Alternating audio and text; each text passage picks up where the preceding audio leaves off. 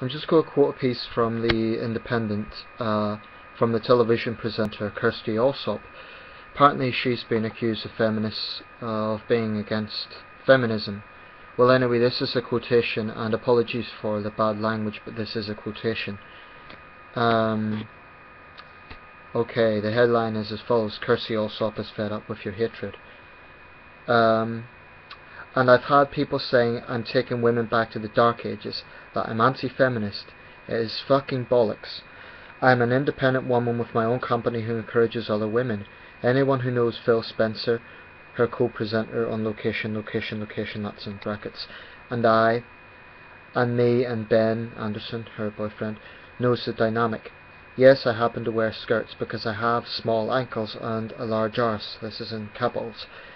It's not a comment on women in trousers. Sometimes I think it's a bit unfortunate because for a lot of people they see the skirt wearing posh privileged. At this point she starts throwing her arms around, marking an imaginary register. Privileged? Yes, 100%. I'll take that. Tick, tick, tick, tick, tick. They see all that and then they say, well, therefore she is retrograde, right-wing, backward-thinking, anti-feminist. They say, you can't call yourself a feminist. I can. I'm getting a t-shirt. Fuck off, I am a feminist. And that's in capital, block capitals. Sorry for the language there, but it is a direct quotation. This is quite revealing, actually. Now, from the outset, I want to say Kirsty Allsopp isn't my favourite person in the world. She has come out with opinions in the past that I just don't agree with. Tory-esque opinions, etc., etc. So, I'm not speaking here as a Kirsty Allsopp fan. However, I will defend her on this occasion, because I think this is quite typical of the feminist movement.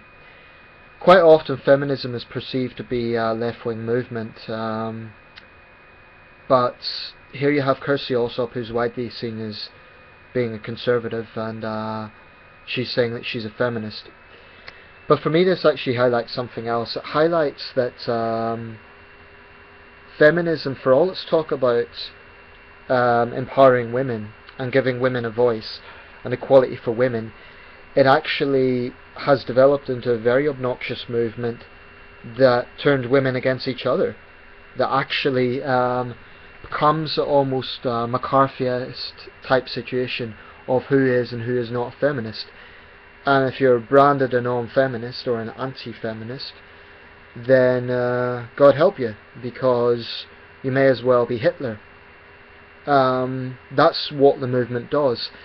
And the most frustrating thing about it is they take us in this mantle of moral high ground, like they're representing, you know, when you hear a lot of feminists try to justify the contemporary movement, they say, oh, it's all about equality, it's all about that. But as a man, I see it basically as a hate movement. That's what it's developed into. Not just against men, but against any woman who doesn't slavishly endorse every single feminist logic. And the thing is, I'm talking about feminist logic here, but it's a movement that's sort of turned in on itself, because there's no leader, there's no feminist leader, but it tends to be hardline feminists tend to attack other women who they perceive to not be following their notions. There's many women will call themselves feminists but wouldn't necessarily have the same outlook on things. So feminism is a very diverse movement in that sense.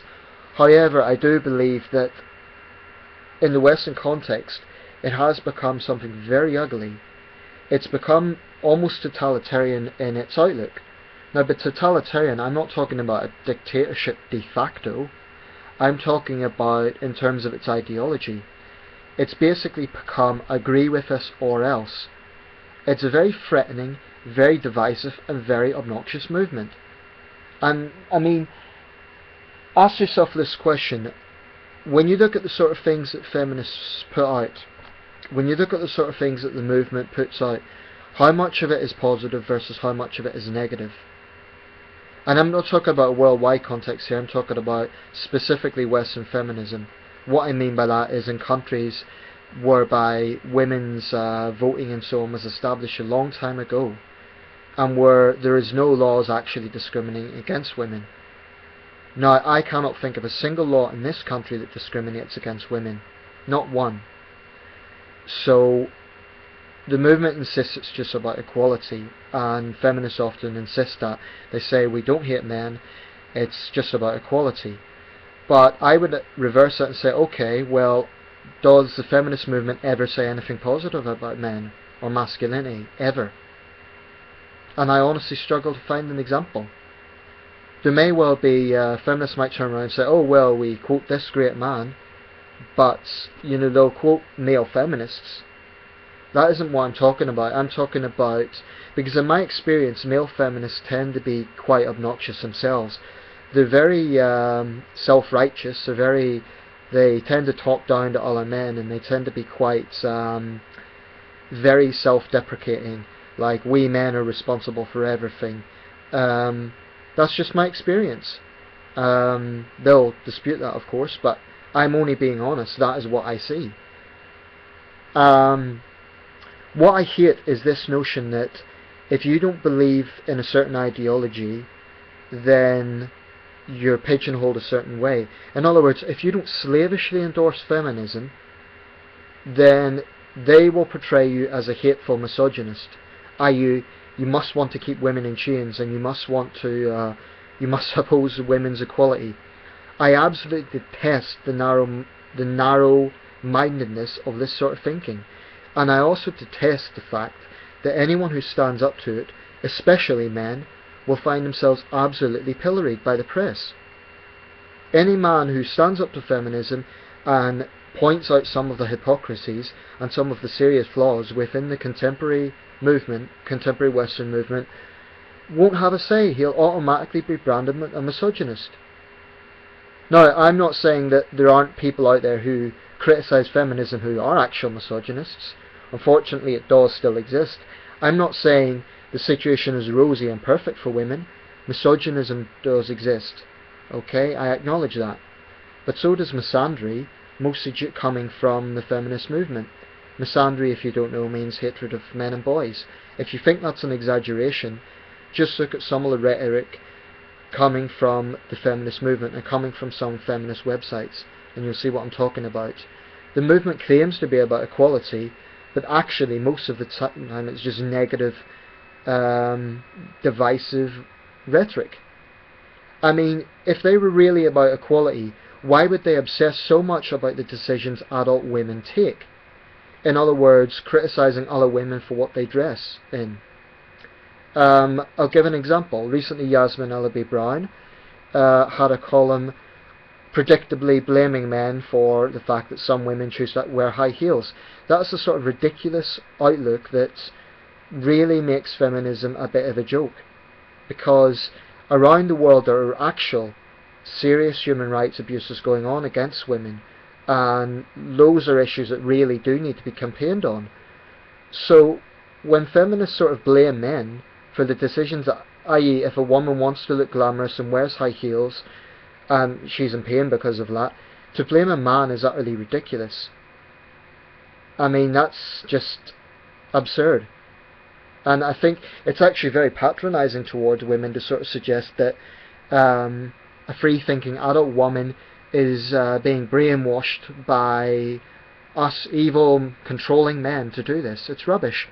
Quite frankly, I couldn't care less if a woman wears high heels or not. Do they look elegant? Yeah. If she wants to look elegant, that's her choice.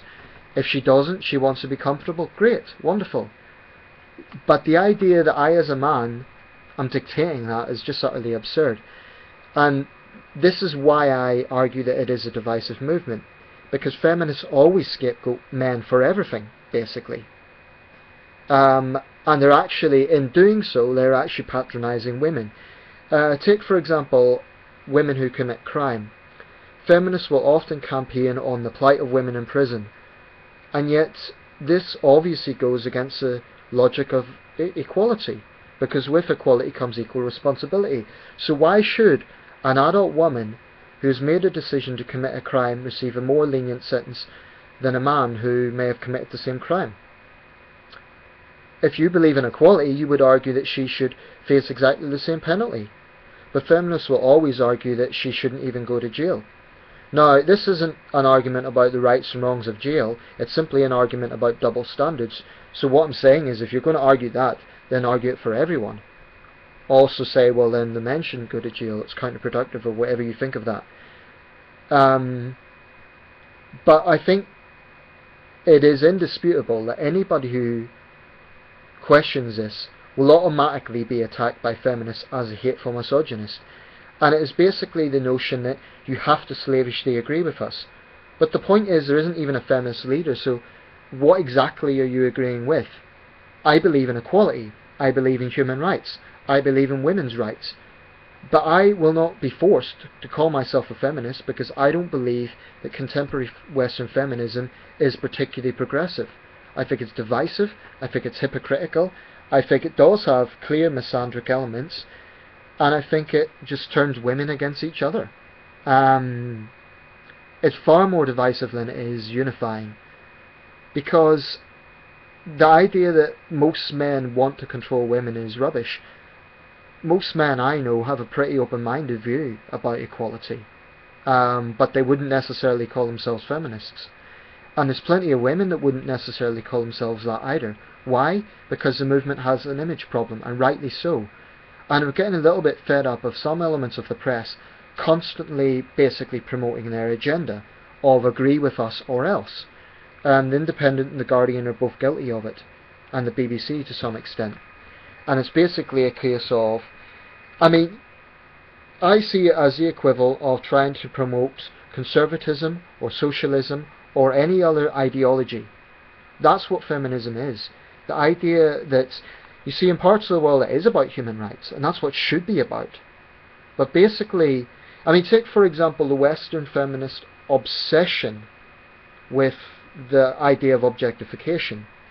Now, my stance on objectification is that it does exist, and when it's done in excessive amounts it can be a negative thing. I can see that. But I don't understand why feminists have made it their number one issue.